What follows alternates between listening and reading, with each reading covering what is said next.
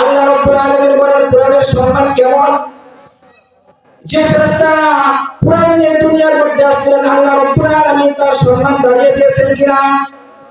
যে রাতে রব্বুল আলামিন কোরআন নাযিল করেছিলেন ওই রাতের সম্মান রব্বুল আলামিন সর্বশ্রেষ্ঠ 1000 বছরের চেয়ে সর্বশ্রেষ্ঠ রাত বলে বিবেচিত করেছেন।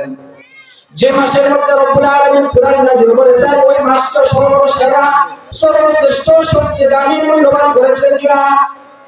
যে উম্মতের উপর রব্বুল আলামিন কোরআন নাযিল করেছেন ওই উম্মতকে রব্বুল আলামিন কুনতুম খায়রা উম্মাতিন উখরিজাত লিন-নাস বৈত করেছেন।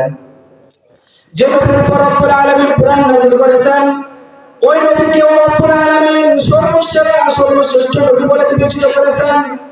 আল্লাহ রাব্বুল আলামিন বলেন এই কোরআনের স্পর্শ যারাই ঘর্ষণ করেছে যারাই স্পর্শ করেছে রব্বুল আলামিন তাদের সম্মানকে বাড়িয়ে দিয়েছে। আপনি একটি রেহেল দেখেন, একটি গাছ যখন রেহেলের সাথে সংঘর্ষ হয় কোরআন স্পর্শ হয় তখন সেই রেহেলের সম্মান বাড়ে যায়। পক্ষান্তরে অন্য একটি গাছের দেখেন যে সোনা চকি ইত্যাদি তাদের সম্মান নাই, তাদের মর্যাদা নাই, কারণ তাদের কোরআনের স্পর্শের কারণে সেই রেহেলের সম্মানকে রব্বুল আলামিন বাড়িয়ে দিয়েছেন। ঠিক কিনা? হযরত ওমর ইবনে খাত্তাব রাদিয়াল্লাহু তাআলা আনহু যিনি ইসলামের সবচেয়ে দুশমন ছিল,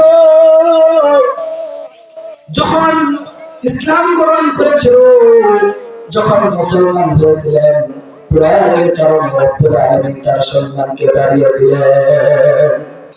আগে তিনি ইসলামকে দেখতে পারতেন না, তার সহ্য হতো না।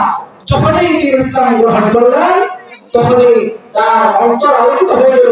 কোরআনের কারণে তার অন্তর আলোকিত হয়ে তার সম্মান মর্যাদাকে রব্বুল আলামিন বাড়িয়ে দিয়েছেন একমাত্র কোরআনের